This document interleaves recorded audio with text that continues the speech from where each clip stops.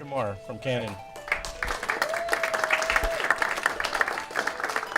So I will be showing you a PowerPoint. I'm not a fan of PowerPoints, but this is something that will give you a little visual to what we were talking about and to what the theme of the whole night is. So we're talking, for this camera, we're talking about ergonomics. We're talking about, connectivity with the camera, how the camera fits in existing rigs. And this camera comes in a couple of different modes, but the model, the original C200, it's basically the block of the camera. The camera's got a viewfinder built into it. And you've also got the different accessories. So you've got the video cable that goes to the viewfinder, or excuse me, the LCD. You've got the LCD. You've got a, looks like a 3,000 degree bracket that you can mount on there as well. A little bit stronger handle, and the ergonomics of the handle is a little bit different. We'll go into that. And the same grip, but this one actually has an airy rosette. It's not a specific Canon grip. So before we go any further, how many of you have shot on the C100 before? C100 Mark II, C300 original, C300 Mark II. So if you're familiar with that camera, this one's going to be very intuitive to you. A lot of the buttons are in the same places. Some are moved around a little bit. The menus are structured almost the same. They're very intuitive. However, when you go up into this camera, you start going into a few things that are going to make it a little bit different. You got dual-digit DV6 processing. So the processing has been ramped up quite a bit in this camera. You've also got 4K UHD, and something new that we call Cinema Raw Lite. So this is a little bit of a different file than you would get out of the original Canon log, and we'll talk about that in a little bit too. We've already got some post-production workflows set up. We've actually got the editing bay in here, so if you guys ever want to come in and really get a good demonstration, we can set that up for you as well here. So the two different bodies that we have, there's the C200 and then what we call the C200B. So the C200 comes with everything you see. So you've got the handle, the grip, the mic holder, the touch screen, LCD screen. And then you've also got the B model, which actually takes out the viewfinder, and it is basically the block of the camera alone. So you've got two different options. If you shoot in gimbals a lot, if you shoot totally rigged up on a crane or on a jib or anywhere else, you've got basically the option to have a remote-based camera. You've also got the camera stripped all the way down for you already out of the factory, and you're going to pay about $1,500 less for that model than you would the model with everything attached to it. So you've got two different styles of shooting. You've got a camera that you can strip all the way down, and then you've got all the accessories to it if you need it, and then you've got one that comes right out of the box, depending on most of what you shoot or where you're going to be in the world when you shoot it. And then for those of you who are mixing cameras around, say if you've got the C700, the sensor plane is at the same height on the C200 as the C700. So if you set this up in a rig, if you set this up on a plate, you don't have to put any risers in between the cameras. You're able to take those cameras out. You're not going to have to change your fizz units or anything to at least adjust for the height of where that lens barrel is going to be. Another thing you may notice on the camera, it's if you've ever shot on the 300 Mark II, C100, you've got a lot of the same buttons in a lot of the same places, like I said before. You've got 6 stops of ND built right in.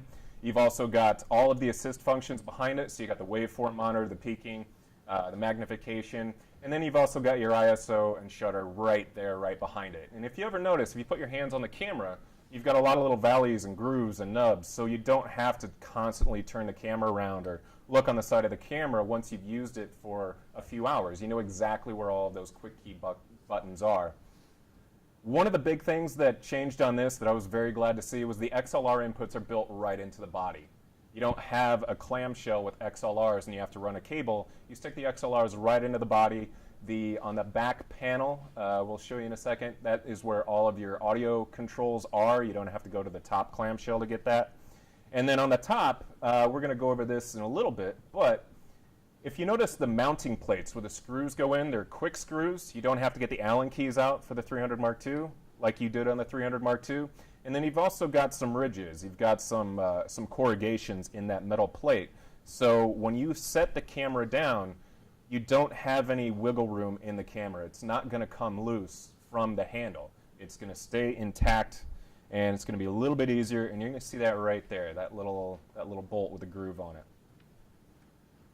The other thing too is there's a new viewfinder that Canon made. It's about the price of the camera itself, but it's an incredible viewfinder. It works great with the C700, the 300 Mark II with a firmware upgrade, and now it works with the C200 too. So if you've got a C700 and you've got a C200 as a B camera, you can swap those viewfinders back and forth. It's a full 1920 by 1080 viewfinder, and it works. The menus work all the way through it. Great contrast, great picture coming out of it as well. And the grip is not a proprietary grip anymore. It's got an airy rosette on there.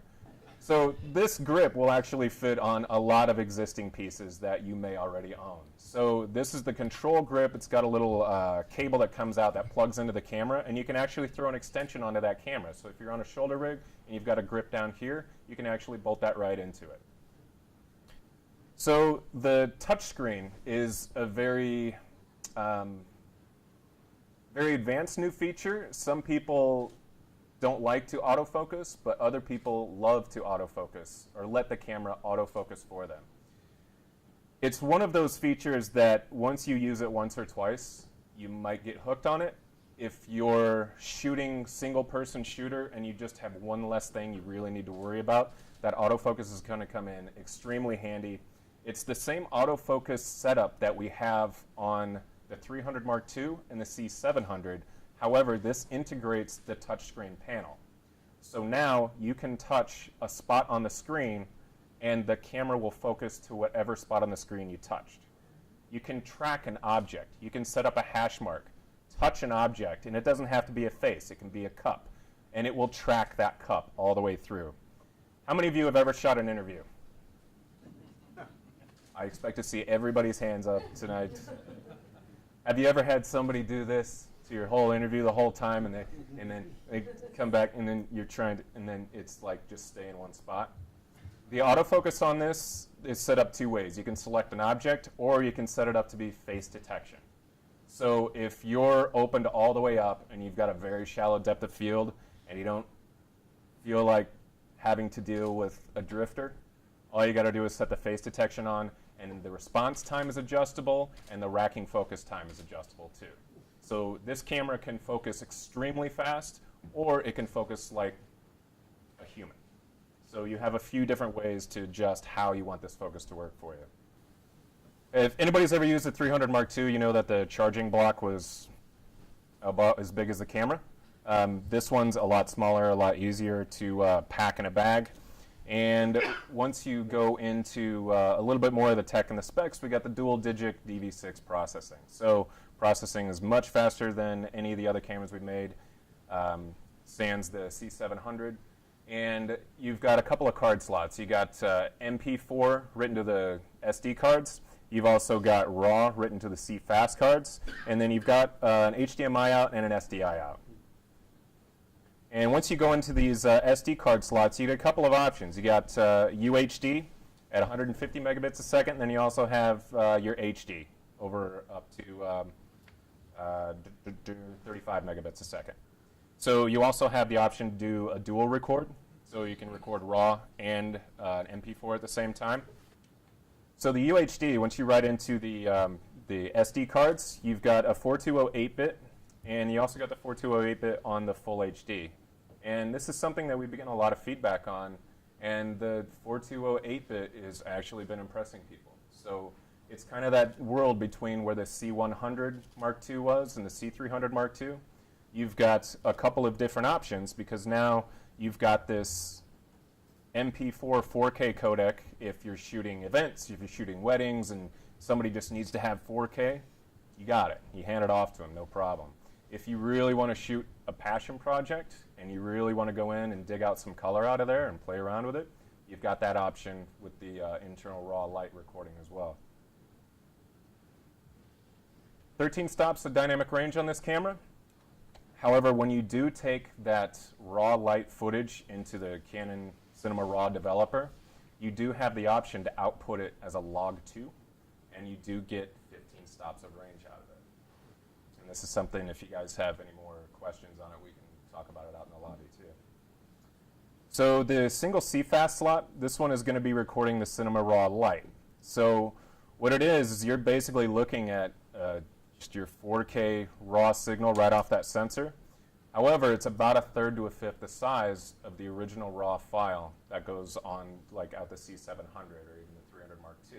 It's going to give you a pretty light workflow. So Cinema Raw Lite, it's just a new form. It's a CRM file, it's not a CRW file. You get the raw gamut, you get the raw gamma, and you can, with the option to go log 2 out, you do get the 15 stops of dynamic range out of it. You get 4096, 10-bit up to 60p, or 12-bit up to 24 and 30p. You also get the sub-recording on there as well. So you can record to the SD card and the CFast card as well. And then you also have a couple of outputs.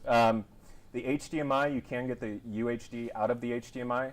One limitation on the SDI is it's HD only, or 2K.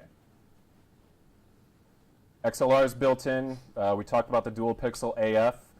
The networking capability, the camera has Wi-Fi built into it, so you can remotely operate the camera via an iPhone or an iPad. You also get the option to basically touch your focus on the iPad, and it will change focus wherever the camera is sitting up there too. Dual pixel CMOS, I believe I touched on this earlier, so you do get the touchscreen, and you also get the option to basically adjust how fast the camera responds to focus, and then how long it takes to gather that focus, or get to that focus point. We talked about the Wi-Fi. This is something that you can, basically the interface right here, you can make a simple interface, or you can make a little more complex interface. So you've got a lot of different options to change. So you can change your focus. The focus guide that you see right there, that's something that if you're in more of a manual focus mode, you can actually adjust your focus on the camera, and once you see the two arrows line up, you know you're in perfect focus. Your tack sharp. And then, so the post workflow, we got a couple of different options. The Canon Cinema Raw development software. This is something where you can ingest the image, and once you bring it in, you get to adjust things like white balance and brightness, and then you also get to change your gamma. So if you want to change it to log 2, 709, or wide DR, you get that option as well. And then if you want to change, if you want to transcode it into ProRes or a DCI file, or a DPX file, sorry, you can do that as well. As far as post-production goes, we've already got DaVinci supports it, and I believe we're still waiting to hear back from Avid to make sure they've got that support on there as well. And that's about all I've got for you guys. I know it's about that time, so try to. Thank you very much, Peter.